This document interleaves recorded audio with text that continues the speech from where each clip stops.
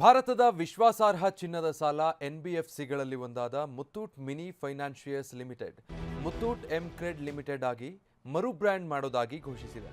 ಈ company December 31, 2025 ಅಂದರೆ ಕೇವಲ 9 ತಿಂಗಳಲ್ಲಿ 2026ರ ಮೊದಲ ತ್ರೈಮಾಸಿಕದಲ್ಲಿ 113.93 ಕೋಟಿಗಳ ಸಂಚಿತ ನಿವ್ವಳ ಲಾಭ ಪಡೆದುಕೊಂಡಿದೆ.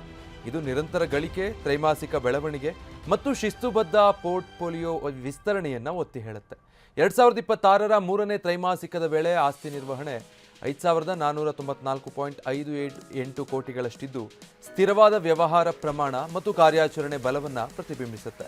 ಇನ್ನು ಈ ಕುರಿತು ಮಾತನಾಡಿದ ಮುತ್ತೂಟ್ ಎಮ್ಕ್ರೆಡ್ ಲಿಮಿಟೆಡ್ನ ವ್ಯವಸ್ಥಾಪಕ ನಿರ್ದೇಶಕರಾದ ಶ್ರೀ ಮ್ಯಾಥ್ಯೂ ಮುತ್ತೂಟ್ ಎಮ್ಕ್ರೆಡ್ ಲಿಮಿಟೆಡ್ಗೆ ಪರಿವರ್ತನೆ ಹಣಕಾಸು ಸೇವೆಗಳ ಭವಿಷ್ಯಕ್ಕಾಗಿ ಸಿದ್ಧವಾಗಿರುವ ವೃತ್ತಿಪರವಾಗಿ ಸಂಸ್ಥೆಯಾಗಿ ನಮ್ಮ ವಿಕಸನವನ್ನು ಸೂಚಿಸ್ತಾ ಇದೆ ಎಂದು ಹೇಳಿತು.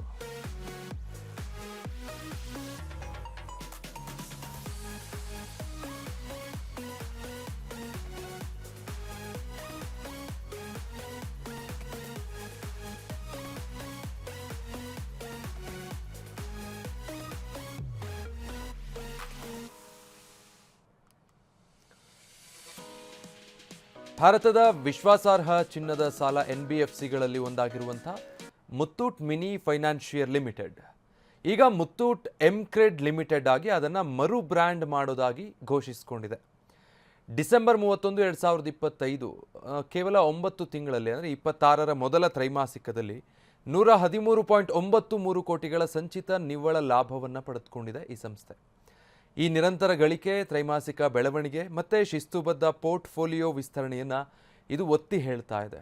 2026ರ ಮೂರನೇ ತ್ರೈಮಾಸಿಕದ ವೇಳೆಗೆ ಆಸ್ತಿ ನಿರ್ವಹಣೆ 5494.58 ಕೋಟಿಗಳಷ್ಟಿದೆ.